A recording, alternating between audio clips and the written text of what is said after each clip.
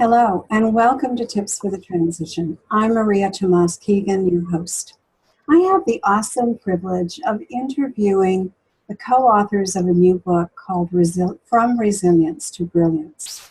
These women have inspiring stories to tell about overcoming and rising up.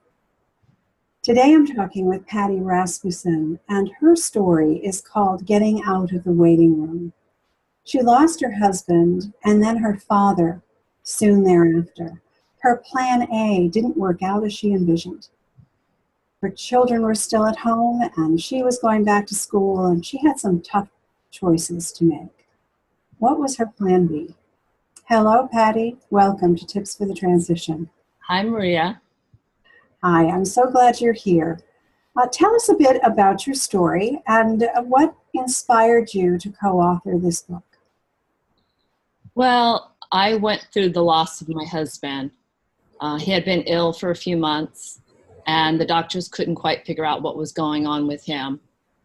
And he ended up going into the emergency room on a Friday, which was Good Friday. And he went into ICU. Pulmonary specialist came in and said, "You have non-small cell lung cancer." And he was a non-smoker. So we were devastated and shocked. And then on early Monday morning, Easter Monday, I get a phone call from the hospital saying that my husband had taken a turn for the worst and we needed to get to the hospital as soon as possible. So I went into the closet and I was negotiating with God, praying for him not to take my husband away from me. And I called my stepdaughter and told her to meet me at the hospital. And I ran upstairs and spoke to my oldest son. And I said, "Wait for my call. I might be calling you to the hospital." So the hospital was 20 minutes away.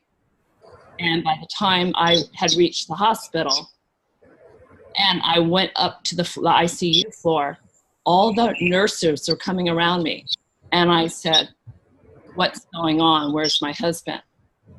And then they said he had passed away. And one of the nurses walked in with me and they said, "I know how much you loved him." And I said, "I do love him." And I hugged him and I had to kiss him and say goodbye to him. And then I had to wait for my kids to get there.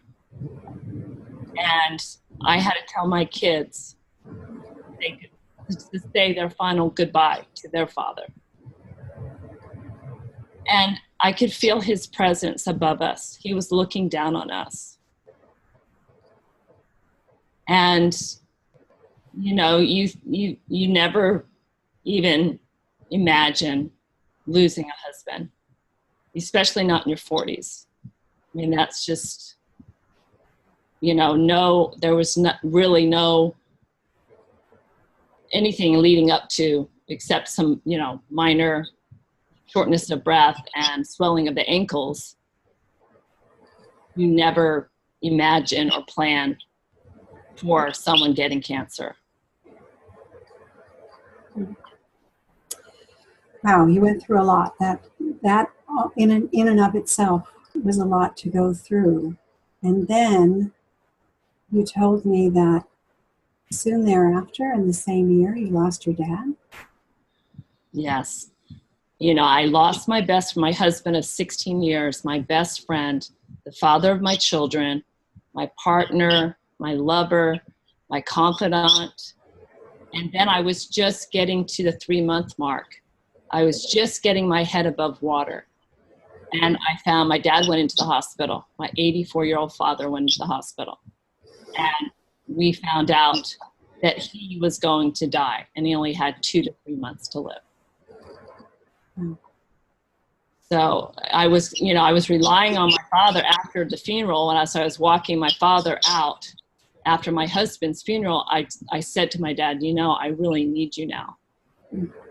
You're my, you're my other, support, male support."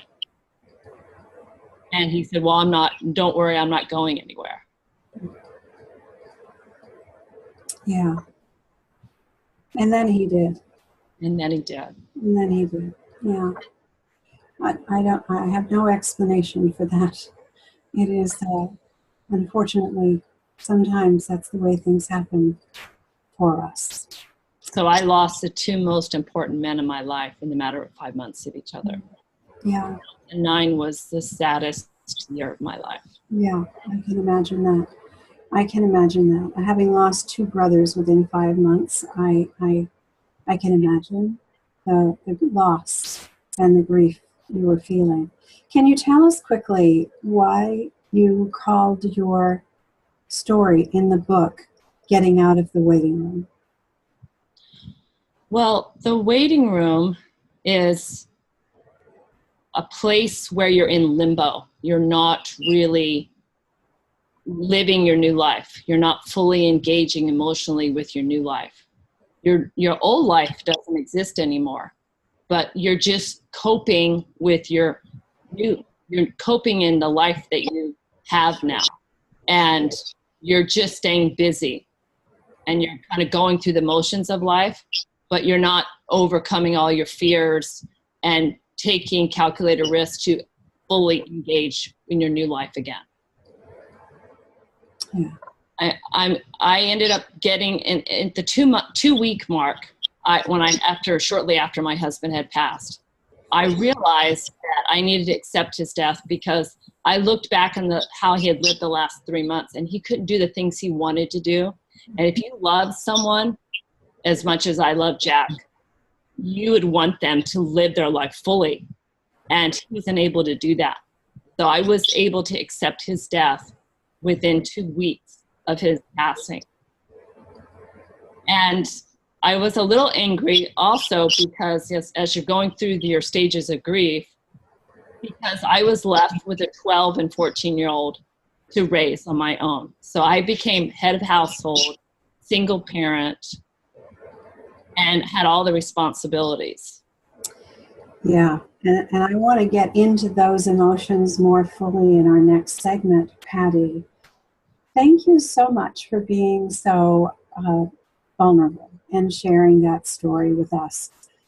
I am certain that there are other women who are listening who feel like you're telling their story. They're going to resonate with this, and I want them to know, I want them to be encouraged by you, and as we get into the next segment and even the one after that, that there are options for them to explore. So in our next segment, as I said, Paddy will share more about the feelings she went through and how they affected her decisions. Till next time, I'm María Tomás-Keegan.